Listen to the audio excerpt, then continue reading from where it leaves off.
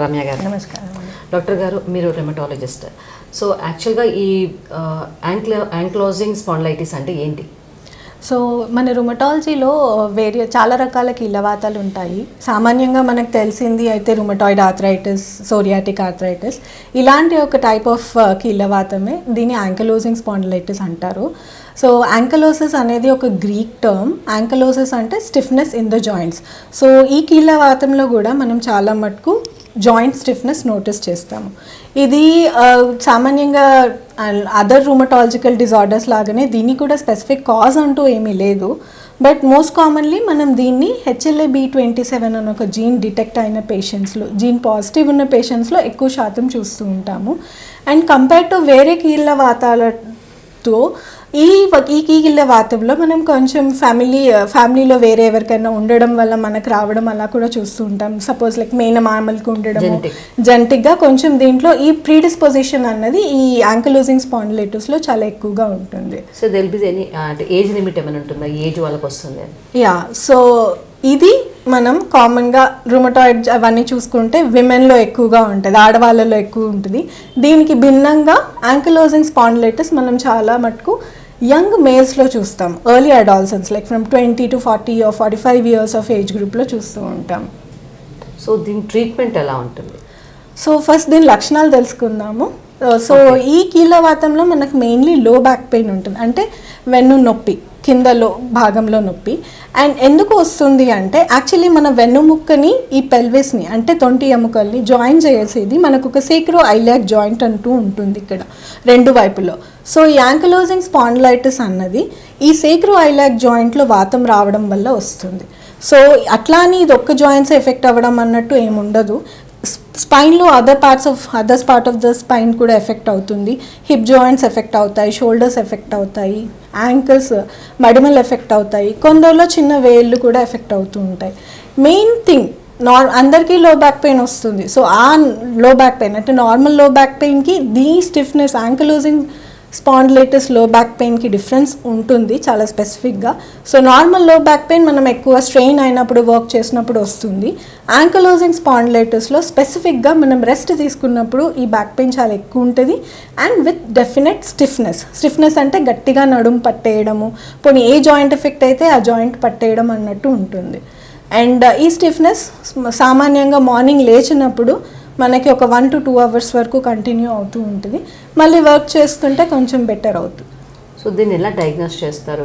ఇదే అది అనేసి ఎలా? సో పేషెంట్ సిమ్టమ్స్ని బట్టి, ఏజ్ని బట్టి, and one more thing, HLA-B27 gene test చేస్తాము. అది డిటెక్ట్ అయితే ఓకే ఉంది అని చెప్తాము. అది డిటెక్ట్ అవ్వనంత మాత్రాన లేదు అని కూడా ఏమీ ఉండదు. It's more of clinical diagnosis. So ఇందులో ఓన్లీ స్పైన్ ఇన్వాల్వ్మెంట్, జాయింట్స్ ఇన్వాల్వ్మెంట్సే కాకుండా we have something called as extra articular manifestations, అంటే వేరే ఆర్గన్స్ కూడా ఎఫెక్ట్ అవుతాయి, మెయిన్లీ ఐ. అందుకే ఈ వాతంలో యూవిఐటిస్ అంటాం, రెడ్ ఐ. సో కన్ను ఎర్రగా అయిపోయి బ్లరింగ్ ఆఫ్ విజన్ అంటే ఏం కనిపించకపోవడము, కళ్ళు మస్కల్గా కనిపించడము, చాలా పెయిన్ఫుల్ మూమెంట్ ఉంటుంది ఐబాల్ మూవ్ చేసినప్పుడు. So that is characteristic for this disease అనమాట, రెడ్ ఐ ఆర్ యూవిఐటిస్. అది కాకుండా కొందరికి హార్ట్ ఎఫెక్ట్ అవుతుంది, హార్ట్ ప్రాబ్లమ్స్ కూడా వస్తాయి. మనకు అయోటా అని ఉంటుంది, అయోటా దాని బిగ్ ఆర్టరీలో ప్రాబ్లం రావడము. అలా కాకుండా మళ్ళీ IBD అంటాం, ఇన్ఫ్లమేటరీ బౌల్ డిసీజ్, మనకు తెలిసే ఉంటుంది. చాలామందికి లూజ్ స్టూల్స్ అవ్వడము, లేదా మోషన్ పోయినప్పుడు బ్లడ్ పడడము, ulcerative colitis or Crohn's disease అంటారు. ఇలాంటి ఎక్స్ట్రా ఆర్టిక్యులర్ మేనిఫెస్టేషన్స్ దీంట్లో ఉంటాయి. సో జస్ట్ ఒక బ్యాక్ పెయిన్కి ఇన్ని లింకప్స్ ఉంటాయా? అవును, రుమటాలజీ ఈజ్ వెరీ వాస్ట్. అందుకే అవేర్నెస్ తేవడం అన్నది చాలా ఇంపార్టెంట్ ప్రజల్లో. And April according to our Indian rheumatology association is rheumatology awareness month. April? Yes. Okay. అంటే రియల్గా మీరు చెప్పేంత వరకు కూడా తెలీదు ఒక రుమటాలజిస్ట్లో ఇన్ని భాగాలు ఎఫెక్ట్ అవుతాయని. సో మనమైతే మామూలుగా కన్ను రెడ్ అయిపోయింది అనగానే సో ఇట్స్ ఐ ప్రాబ్లం అనుకుంటాం. యా. ట్రీట్మెంట్ ఉంటుంది, ఎర్లీగా ట్రీట్మెంట్ ఇనిషియేట్ చేస్తే చాలా మంచిగా ఉంటుంది, జాయింట్ మూవ్మెంట్ని సేవ్ చేసుకోవచ్చు.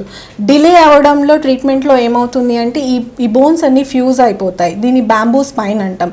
అలా స్టిఫ్ అయిపోయి మూమెంట్ అయిపోవడం వల్ల హంచ్ బ్యాక్ అయిపోతారు patients, like they bend forward and complete zero mobility, movement ఏమీ ఉండకపోవడం ఇలా ఉంటుంది. We have very good treatments now.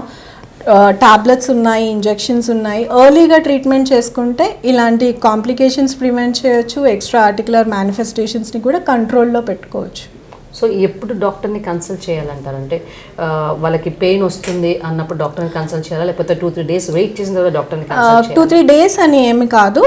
If you're definitely having young ఏజ్లో ఉన్నారు మీరు, నడుము నొప్పి వస్తుంది, పొద్దున పూట నొప్పి ఎక్కువగా ఉంటుంది, నడుము నొప్పితో పాటు మీకు స్టిఫ్నెస్ ఉంటుంది, ఆర్ వేరే ఏదైనా జాయింట్స్లో పెయిన్ కానీ స్వెల్లింగ్ కానీ ఉండటం, వీటన్నిటితో పాటు ఇది అట్లీస్ట్ ఒక 1 month or more, at least 6 weeks వరకు కంటిన్యూస్గా ఉండడం, అప్పుడు you have to definitely consult rheumatologist. ఇప్పుడు మీరు చెప్పారు అది వాతం వల్ల అవుతుంది. Yes.